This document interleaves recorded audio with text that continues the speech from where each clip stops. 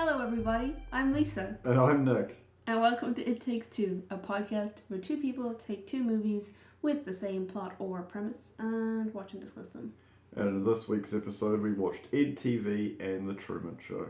Yeah, that was interesting premises. Yes. We've briefly discussed The Truman Show several months ago in our Wreck-It Ralph Free Guy episode. Yeah, we did. Yeah. A little bit. Free Guy definitely takes big inspiration for this.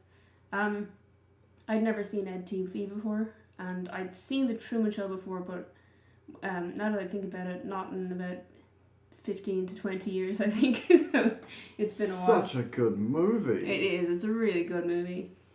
EDtv is definitely the worst out of these two. Yeah, I mean, IMDb ratings 6.1 for EDtv and 8.1 for The Truman Show. Yeah. Which I probably agree with. But I did, going into it, I think I expected not to enjoy EDtv, and I enjoyed it more than I expected. If we'd watched them in the reverse order, it would have been way worse. Yeah, that's why we're generally watching the one with the lower rating first. The worser one. Well, the one with the lower rating. Yeah, it's, yeah. You know. So yes, starting off for EDtv, the opening is True TV, which is the network that they're running. Yep. It's like a TV pitch for this like new show idea, and Truman Show's opening is an interview with the creator, Christoph. Yeah. So they both start off with the networks rather than with with the person. Yeah. So EDtv, the network's going under. They're in trouble. And people would rather watch gardening than watch their shows. Literally said, "Oh my god, I'm going to get into Ellen in a minute."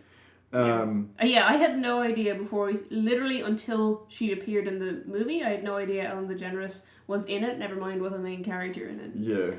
It's an interesting cast. It's a big cast in EDtv. It's a big cast, yeah. Yeah. Because I was expecting it to be like, because I haven't really heard anything about EDtv ever, so I was expecting it to be a lesser known cast. Yeah. There's a lot of big names in that movie. Yeah, they did really well for the product they got in the end. I have a lot of notes, so I'm going to just dig right in. Premise of Truman Show is he was a child adopted by the network, and they built this giant, insane dome in Hollywood to house a fictitious island to produce this show. Yeah, so it's what they lay it out as, though they don't tell us this until over an hour into the movie, I think. Yeah. They had 6 unwanted pregnancies competing to be the star of the show. Yeah. And then Truman was the one that was born first, so he got the role. Yeah. And he was the first child to be legally adopted by a network, or by a corporation. Yeah. Versus EDtv, which is the network's going under, and they just go and try and interview people to find some jerk they can put in front of the TV. Yeah, and their big thing is they want someone who's going to be a car crash, because they want people to be watching for heads rolling is how they describe it. That whole scene with Ellen was quite unnerving now that we know stuff about her. But anyway. Ellen playing Ellen. The thing that I noticed is another one of the characters, I can't remember the actor's name, is also from Dazed and Confused. Like the third friend, the brother's friend. Oh, John is the character's name. I can't think of the actor's name. I feel bad because he's in Saving Private Ryan. Okay. But you have... So Woody Harrelson plays Ray, who is Ed's brother, and Ray intentionally auditions for this show to be the star of a reality show because he wants to profit off it and be famous, etc., etc. But he drags his brother Ed into the interview, and they like him better. Yeah. So they get Ed to be the star of this TV show, and he's doing it so that he can get his brother money to open a gym, and etc., etc. Adam Goldberg. Right. There we go. Yeah. Back to my notes. Thank you, Google. What would I do without you? So they sort of had this pitch meeting over dinner where they're eating KFC, which I thought was only funny to me and you. Right, yes, because we have seen another Matthew McConaughey movie where KFC is involved, which we will not discuss. There will be people who have who are listening who have seen that movie and will know what we're talking about. So yes, it's sort of EDtv sort of starts off. He signs the contract, he does the interview, signs the contract, and literally the first day the cameras are rolling, they're just in his house. Yeah, and he's like half asleep and starts scratching himself. Yeah. Yeah, I'm gonna leave it with that. And then wakes up and like groggily realizes that he's got his hand down his pants with all these cameras pointed at him. Yeah. While everyone who knows him is watching these cameras, going, "Oh my god!" Yeah. And the network are watching, going like, "Was this a mistake?" It's great. So the catalyst for Truman, because I'm going to get real deep and philosophical about this, Okay. is a lamp falling from the sky. Yeah. It's one of the stars. It's one of the stars, but it's a stage lamp, and it just careens out of nowhere. And Yeah. I love how they just cover stuff up with the most plausible explanation. Yeah. Like it was a plane that had engine trouble, and he's like, "Oh yeah, of course, that's why it would have happened."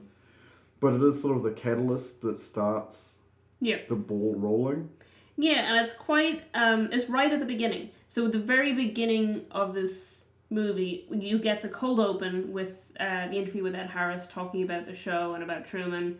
And then you get like opening credits, but they're not actual opening credits. They're, Truman Burbank as himself and Louis whatever as, I almost said Melvin, that's not his name. It doesn't matter what his name is.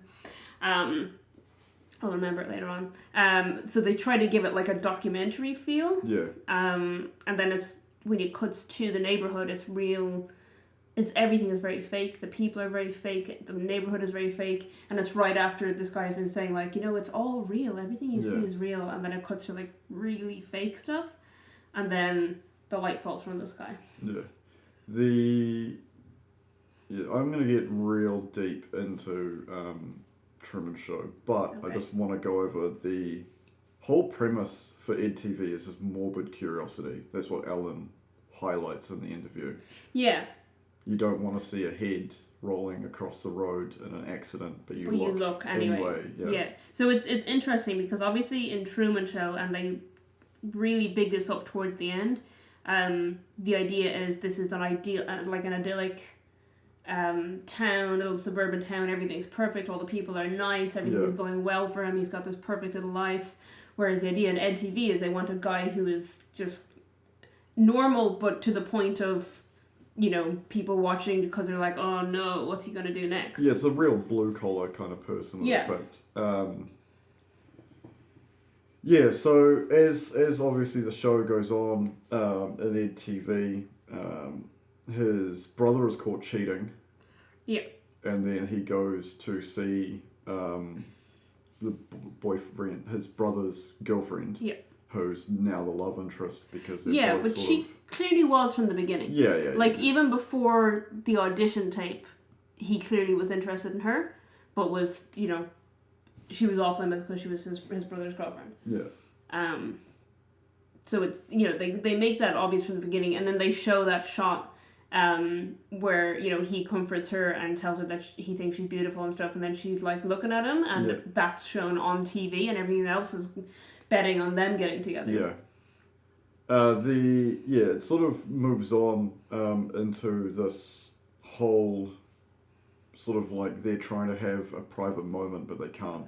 Yeah. He then goes to see his mother, but he can't find his mother, and he finds Al, his stepdad. Mm-hmm. And there's a line from Al that cracked me up, is because Al's in a wheelchair, he's got oxygen tanks, so he's got some breathing issue. And he's literally like, I'd yell for her, but I'd die. I think I took that one down as well. I took down a lot of quotes from Al. I think Al might be my favourite character. Yeah, I'd yell for her, but I'd die. Because there's a bit later on as well where, he finds out that because the story that he was always told was that his mother got a hysterectomy and then his father left. Yeah. And it turns out his mother had cheated on his father with Al and then had kicked his father out. And got married to Al as his stepdad. But when he goes to talk to him, talk to her about it, Al says, "Don't blame your mother. I was irresistible." It's so good. And the thing that I really liked about this over Truman Show, because the Truman Show, obviously everybody that's interacting with Truman's an actor. Yes. and you don't see... It's similar, there's both scenes where you're getting like flashes towards the viewers. Yeah. So there's a couple that I really like, which I put a note down, is the cute gay couple that are in EDtv. Right. Because one of them's obsessed with it. And the other one is just like, come on, let's go. And he's like, shh, shh. Yeah. Stop. I want to watch. And they're cute. There's quite a few in both. Truman Show has like some sort of like bartenders that are working at like a Truman branded bar. There's the old ladies. There's the police officers, one of which is Sully from Brooklyn Nine-Nine, which I thought was funny, but obviously, that's not why he was cast at the time, but maybe that's why he's cast in Brooklyn Nine-Nine, I don't know. And the old ladies, and the guy in the bathtub is near the end, which cracked me up. Yeah. But so it's similar sort of premises that you're flashing back and forward, getting like us, the viewer, is literally presented in the movie. Yeah. Without breaking the fourth wall. Yeah. And you see their enjoyment or their horror or their frustration with the moments that are happening. Yeah. And it is literally morbid curiosity in both cases. Yeah. I think in the Truman Show, the audience, and from how well the show's doing, because it's been running for 30 years. Yeah. Everybody loves Truman. Yes. And it's the opposite for Ed, because obviously there's a lot of... it's not the opposite. Yeah, I think people like Ed, but people are making... people, they hate Sherry, the girlfriend, and they like whatever, and there's polls about, did Ed say this right, or blah, blah, blah. Is Ed good enough? And 90% of viewers... And Ed knows, and it's really interesting, because obviously you see it affecting Sherry much more, that she's reading these polls about, is she good enough for him, is she, 10 people he should be dating, and stuff like that, and it's really getting to her that she's trying to just live her life, and people are scrutinizing it to that degree. Yeah. Whereas obviously Truman doesn't see that happening. Yeah. And obviously everyone's sort of cast, which is another big turning point in Truman's life, but I'll get to that in a second, because there's something else that I wanted to mention. Keep saying the negativity aimed at you. The Jay Leno stuff, which I thought was interesting because he was a big celebrity at the time, and I can understand why he was in the movie as, the TV show host interviewing Ed while he's famous. And then we get, I can't remember the actress's name. Elizabeth Hurley, and as Jill, who's also there. And she is a shark. She is a predator from the get-go. 100%. She is, because I actually thought when she comes in first, I thought she had been cast. Yeah. I thought she'd been hired to come there. Yeah. But it turns out she hasn't. But then when they get to the part where, himself and Sherry split up, and then they contacted Jill, and they give her Ellen's dog to walk. Dog, yeah, they give her Ellen's dog to walk so that she has an excuse to run into him naturally. Yeah. And then they have the whole bit where she invites him over to have sex, and then there's like a crowd of people outside of her apartment, and she keeps like looking into the cameras as they're kissing and things, and it's like, oh. She's a true monster. Yeah, she doesn't care about him. She wants to be on TV. Yeah. There's a circus around her place, and then he falls off and crushes her cat. Yeah. The part that I want to go into the Truman Show. So the way he's stuck on this island is they've installed fear in him as a child. Yeah. We're remembering how his father died, where she was drowned. Obviously, the actor didn't die, but they killed off the character. Yeah, which is, considering they all their talk about it's not fake, everything you see is real. Yeah. And yet they drowned his father. Yeah. By just removing the actor from the cast. So he's going through a memory box of just things that he remembers from his past, like things that he's hiding from, like basically the outside world. Yeah. And it was that point in time I noticed at Truman Show, the actual set and the design and the costumes, it's a very 1950s, 60s idealistic America. Yeah. It's proper, suburban ideal life. It's not which real. is so uncanny valley now. Yeah. Like watching it. That's again why it's great, that juxtaposition at the beginning where Ed Harris's character Christoph is talking about, everything you see is real, everything's authentic. Yeah. We don't change anything, and then it cuts to like this clearly like cut out neighborhood in this place with all these people just smiling constantly and saying the same things every day, and it's really uncanny. Yeah, so he was in love with a girl who wasn't obviously going to be a main cast member. Yeah. And then she gets taken to Fiji, and he's trying to allegedly. She's going to Fiji, and he's got this mind of I want to go to Fiji. Yeah. And she's the one that sows the seed in his mind that reality is a lie. Yeah. And there's a religious undertone to this entire movie, but I'll get to that. There's huge religious undertone because the creator, the creator in general is a religious idea, but his name is Christoph, which is supposed to be Christ off. He's the Antichrist. Yeah. That's the whole point of him, is he's the Antichrist. Back in EDtv, so you have this moment where Ed gets a phone call about his father being dead from a heart attack. And then... Well, we haven't talked about... Oh, yeah, sorry. Oh, we did a little bit. Because I mentioned that he'd found out that his father had been kicked out by his mother. But it was actually... but he finds that out because his father finds out that he's on TV and then he decides he's going to show up. So he's another kind of shark. Yeah. Who's like, yeah, let's, now that you're famous, I want to be around you again, even though I haven't seen you in 22 years or something, however long they say. Yeah, and it's that whole concept that he was fed a lie by his mother and stepfather that his dad left them. Yeah. And then it turns out that it wasn't. Yeah. And then he has a moment where he remembers like a great memory from them as when he was a child. But it turns out it was Ray, the brother, and it's just like, okay, so the dad actually is pretending to give a shit but doesn't give a shit. Yeah. So yes, they go to the hospital and he's like, my dad's dead. And then Al turns up and is like, hey, what's going on, guys? I had to get someone to drop me off. And he's like, you're alive. It's like, no, your dad's dead. But it's hilarious because the point is he comes in and the doctor has been watching on the TV, so he comes out like all ready to go, and and then he's like, it was a great, it was a really peaceful way to go, making love with his wife, and he's like, oh, they were making love, and then Al shows up and he's like, what? And it turns out his mother was having sex with his father. Yeah. And then I took down a line from that because I just thought it was hilarious, because she just goes, Al can't have sex, and he goes, well, apparently neither can Hank. I wrote a note here for that part. It's the first funeral in a movie I've seen in a while it wasn't raining, because it is a cliche. No pathetic fallacy. Yeah. Which is a sentence that is now embedded in my mind. And the connection with his stepfather is really sweet. He's like, you were my dad, and they sort of have this like beloved moment. And I think Al is like the realest, nicest character in that. Yeah. I feel like most of his family are just dicks and liars. And then that's brought up at one point as well, because they say like, well, the appeal of the show is everyone has a skeleton in their closet. Yeah.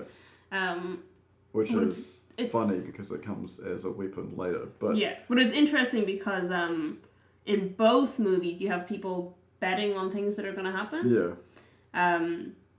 Because obviously in the Truman Show it makes a little bit more sense because it is scripted, but it's weird to see it in the context of EDtv, because in EDtv it's not scripted.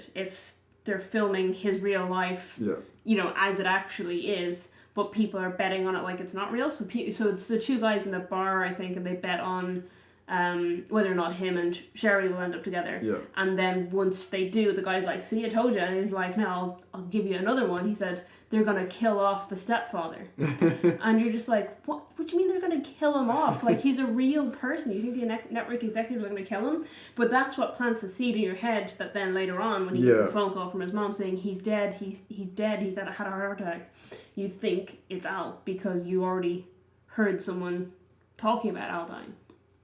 So at this point in time, he realizes that him and Sherry can't be together. And he goes to the executive team who are like, oh, we're going to give you another 3 months and you'll get a massive payment and bonus and blah, blah, blah. Yeah. And he's like, no, I don't want to do it. and the teams, just like the production team of the network, are like, well, did you read your contract? And no one in movies reads contracts. No, and he doesn't. I mean, I thought he was going to lawyer up at that point, but I Yeah. do genuinely like what he does instead, Yeah. which is that, well, okay, first of all, he mopes for a bit and thinks this is it, but then he comes up with this idea to, the idea is sparked because he finds out that to make the show more interesting, the network have started following all of his family members separately, so that if one of them is doing something more interesting, they can switch to them because they all signed waivers. Yeah. And he gets really pissed off at this because it was one thing for it to be him, but for it to be the whole family is just an invasion that he didn't ask for. So what he does is he says, well, I know who else will be really interesting, the network executives. So he asks people to send in information, the most embarrassing info they can find about any of the network executives that work at the TV show. Yeah. And then they have the network execs, like with their lawyer going through the legalities of that and really panicking, and it's fantastic. There's a little clips of the guy who's operating the van, who's in control. Clint Howard. Yeah. And it cracks me up because he's got a line. It's like, I'm not a lawyer. I'm just a guy who eats 3 meals a day in this truck. Yeah. But there's little clips of him, like he's got hair plugs put in, and he's ringing the doctor and yelling at him about the fact that he's got I've got dog that. hair. I literally wrote down a note that just says, weird side plot with TV editor Clint Howard. Dog walking, hair plugs, cheating girlfriend. Yeah. So it's like, you get like him sitting in the van, like talking to the dog walker, and he's like, I'm not going to pay you that much, just keep the dog. Yeah. And then you get him on the phone to the guy who did his hair plugs, and he's like, I can't pay you for this, you gave me doll hair. Yeah. And then he's like watching the show, and he's like, they're in a club, and he's like, that's my girlfriend dancing with that guy. So you get like a weird subplot of just stuff going on in his life that he's noticing on the TV or whatever. Yeah, so you get to Ellen's character who's quit. She rings Ed, gives him the dirt, and then he's about to say it on live, and then they cut it, and it's sort of like the end of it. Yeah, and then people start cheering because they care that Ed won. Yeah. So as much as they wanted to watch this train wreck, they get so invested in him shutting down the network because the whole meeting with the network is filmed and part of the live show. So everyone has seen him have this meeting where the network have refused to let him leave. Yeah. And then they've contributed to this competition to find the embarrassing info. And then when he gets cut off right before he says it, everyone is delighted that he's managed to succeed and he's managed to win. And the same thing happens in Truman Show. Yeah. Because everyone had been watching it for 30 years. But the second that he finally manages to get to the edge of the world, and when the creator tries to convince him to stay, and he just says, if I don't see you, good afternoon, good evening, and good night, and takes a bow and leaves, and the network shuts off the show, people are delighted. I will say Woody Harrelson and Matthew McConaughey have great chemistry, and I really want to watch True Detective Season 1 again. I haven't seen it, but I thought they were fantastic as brothers. Well, it's only one season, so we can add it to our TV shows that we have to watch together. Okay. So that sort of basically wraps up EDtv. I'm going to dive deep into the Truman Show now. You want to do your philosophical takes? Yeah. So there's lots of interesting little plot points that I've wrote notes down. Mm-hmm. Like his mental breakdown. He's clearly having a nervous breakdown where he starts seeing the holes in his own reality. Yeah, and with good reason. Yeah, and his wife, not his real wife, because he figures out she's crossing her fingers when they said. Yeah, I don't think that actually is legally binding. She panics and screams for help, and he's. Yeah, she says, "Do something," and he's like, "Who are you talking to?" Yeah. What did you say? Who are you talking to? Then he's talking with his best friend on a bridge, and the best friend's getting fed lines by Christoph, which is a real It's terrifying. It's really creepy because it ties it again with the idea of nothing you see is fake, but it's clearly scripted because Christoph is saying it, and then the guy is saying it. But I tell you what, Christoph is conducting the entire thing like it's a symphony. And I think it's dark, but it's really beautiful. Like, he's like, no, stay wide, now tighten up, change this camera angle. Yeah, slowly bring the music in. Change the weather to this. Yeah. And, Yeah, it's You can fantastic. see Christoph losing control though as well when Truman disappears. Yeah. Because suddenly he turns the moon into a searchlight and he sends all the people out, and then he gives up and makes sunrise happen at like 3 a.m. or something. There's an ad sort of near the end of so they have like an on-the-air interview with Ed Harris's character. Yeah. Where people are allowed to call in, and you see how insane the reality of the Truman Show really is, like how big the dome is, you know, that whole concept of 30 years, and like, it's insane. Truman, he escapes, he fakes his own sleep by creating a puppet and having like a recording of himself snoring, it's played on a loop, and his best friend turns up to be like, hey buddy, surprise! Yeah, because they can't see him, so they want to make sure he's there, so they send his best friend in. Yeah. And then he's dug. He's dug a hole up through the top of his closet out onto the lawn. And it's just the moment where it's like the first cut ever in 30 years. Yeah. So the guy looks into the audience and he's just like, or looks into the camera and he's just like, he's gone. And then they cut it, and it's the first time in 30 years the show has been off the air. So yes, they have this big moment where they're trying to find. Oh, sorry, I missed the TV interview. So the lady that was the girl he was in love with, the production team didn't want and whisked her off to Fiji in air brackets, is part of like some sort of free Truman thing that's happening on the outside world, which makes them feel the universe that Truman Show takes place in feel more real. Yeah. Because there would be people, because I'm pretty sure, even being adopted, like, I'm pretty sure there'd be some like free Truman-esque thing going on, because... Yeah, I just don't understand how Child Protective Services didn't get in on it. Yeah. He didn't stop it happening.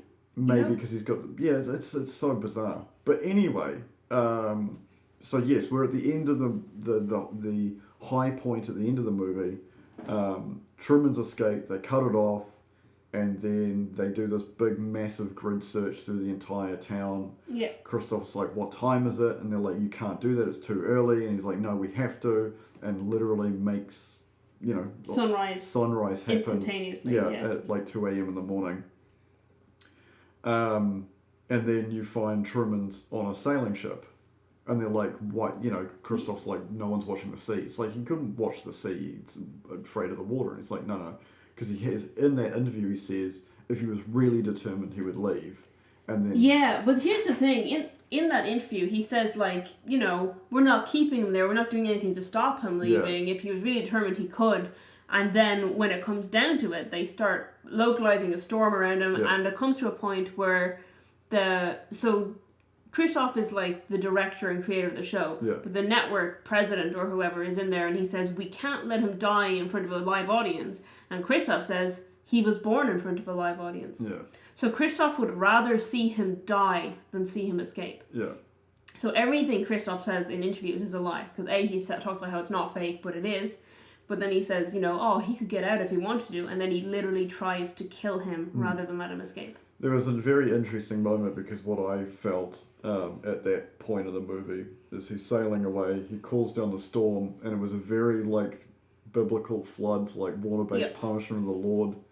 Well, Christoph sees himself as the creator of this world. The interesting fact a friend of mine once said to me, from words from somebody else, was there are no atheists on the sea, because you were literally in God's hands. And that's sort of that moment where, he's just piling, they're turning all the weather effects up to maximum to try and kill him. And the big waves and the wind. And the ship tilts over and they're like, okay, let's just like cut it back because we're pretty sure he's dead. Yeah. And he comes back, he undrowns, coughs up sea. Water, and it's like baptism by the storm. He reaches the end. There's a scene where he literally walks on water. Yeah. And then as he presses open the door, he speaks with God, and God's like, don't leave Eden.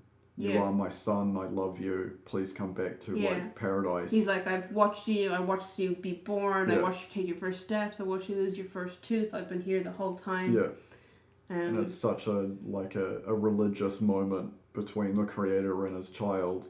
And God and his son, and God and sort of Adam, but not really. Yeah. And then he leaves Eden, and then it's an open ending. Yeah. Now, after we watched this movie and before we did this reading, the writer is from New Zealand and wrote 3 other movies that I really enjoy, which is Gattaca, Lord of War, In Time, and this. So that's. Well, apparently the original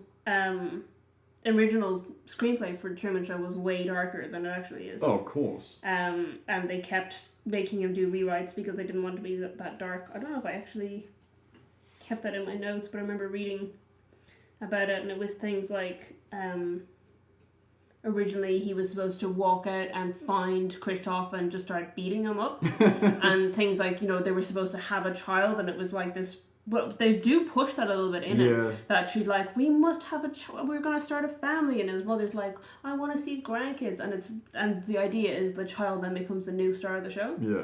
And there's something really creepy about that. Yeah. That they're instigating that for him, like with an actress as the mother. It's really disturbing. A lot of the IMDb trivia for Truman Show is about Truman Syndrome or the Truman Show delusion, and how that has become an actual psychological thing that people have experienced.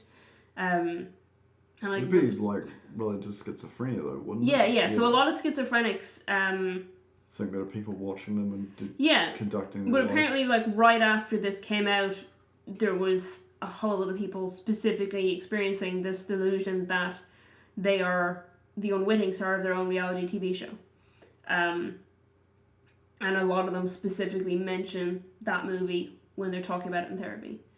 And there's a psychiatrist in 2008 said he had met 5 schizophrenic patients and heard of dozens of others who believed their lives were reality TV shows, and one of them had climbed the Statue of Liberty, believing that his high school girlfriend would be at the top, and that would be the key to him being able to leave the show.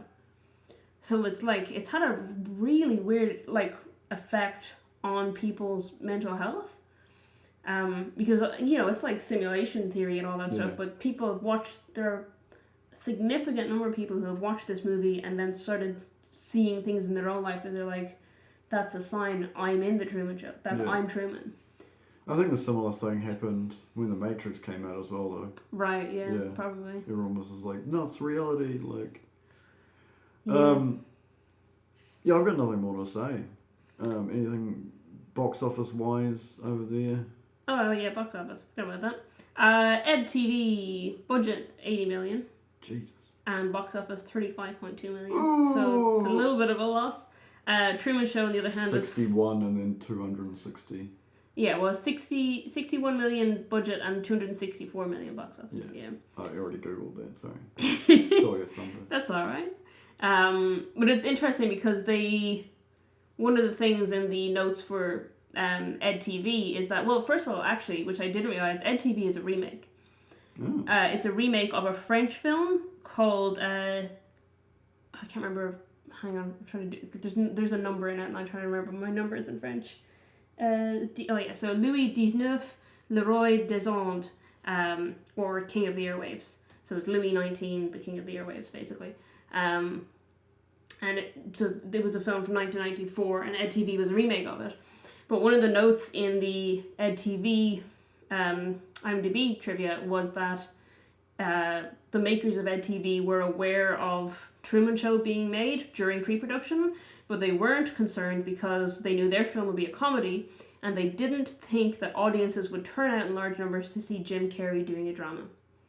Well, and then when Truman Show was released first and it was a massive hit, Universal insisted that they make the promotions look more like a slapstick comedy than it actually is, and because they made it look more like a slapstick comedy than it actually is, people didn't go see it. Fair. So they lost out in box office because they tried to lean too hard into the comedy element. Yeah, there's not really any slapstick elements in EDtv. No, so they try to make it look. Oh, I mean, there's him falling on the cat and things like that. Yeah. It's not hugely slapstick, but they tried to, when they realised people did turn out to see Jim Carrey doing a drama, they went, oh no, we've got to really make sure people know this is a comedy. He's such a fantastic actor. Jim Carrey? Yeah. Yeah, I think people were surprised at the time because he'd only been in like real over-the-top comedies, which is, his kind of style. But apparently when Peter Weir took over as director, he didn't want anyone else. He said, it's gonna be Jim Carrey, that's who I'm gonna cast. Yeah. Apparently when Andrew Niccol was going to direct it himself, Gary Oldman was going to be the star, which is fun for me. One of the notes that I took down, because this is also weirdly related to me. I say this, people listening to the show don't know that I love Gary Oldman. I love Gary Oldman. Anyway, one of the notes. If you're doing movie trivia with Lisa, if you have a movie that 21 questions. What was the game we were playing? Oh, we were playing 6 Degrees of Separation. Yeah, never pick a movie that has Gary Oldman in it, Yeah. or a movie that has an actor that's in a movie with Gary Oldman in another movie, because she can just instantly. When I play with my mom, she makes a rule that I cannot use Gary Oldman as a connection. I've seen a lot of Gary Oldman movies. Yeah. But yeah, so one of the other notes that was kind of related to me was the State Examination Commission in Ireland listed The Truman Show as one of the options for English comparative study for the Leaving Cert, which is the last state exam you take in secondary school, for 2008 and 2010. I did my Leaving Cert in 2009, the year between the Truman Show years. So I was 1 year away in either direction from studying The Truman Show in school, but I did Cinema Paradiso instead, which I love as well. It's a good movie. I don't know, there's a whole lot of notes in here. I know Ed Harris is only 12 years older than Jim Carrey, even though he's supposed to have been the person to have adopted and cast him when he was born. Yeah. So they really lean into, giving him a much older dress style and making Jim Carrey look younger and giving him a younger dress style, because they want you to think... His outfit looks like how Samuel L. Jackson dresses in real life now. Right. With the round glasses and the hat. Yeah. They want him to look older. So they didn't do a whole lot of makeup to make him look older, but they just made their dress style make them, look older and younger than they are. Because they just... Yeah, they thought there would be too much suspension of disbelief and people wouldn't buy it. Yeah. Ed Harris does look older than Jim Carrey looks. Yeah. So that kind of was in their favour. But he also only had a few days between being cast and starting filming, because originally the role of Christoph was Dennis Hopper. Interesting. Who left the production and went on to be Hank in EDtv. What a mistake. Yeah, he walked off set after his first day of filming. Wow. He walked off set. What a drama queen. And Ed Harris replaced him, and then Ed Hopper went on to be Ed's dad in EDtv. Who gets like 2 scenes. Yeah. Wow. So interesting. I don't think he left to do that, but I just thought it was interesting that he, went from one to the other. Well, I've got nothing more. Yeah, I don't think I really do either, to be honest. Close out? Sure. Thank you for listening. You can find us on Twitter and Instagram at ittakes2_pod, and on Facebook at ittakes2pod, or you can go to our website at ittakes2.co.nz. Thank you for listening, and we'll catch you next time. And in case we don't see you, good afternoon, good evening, and good night.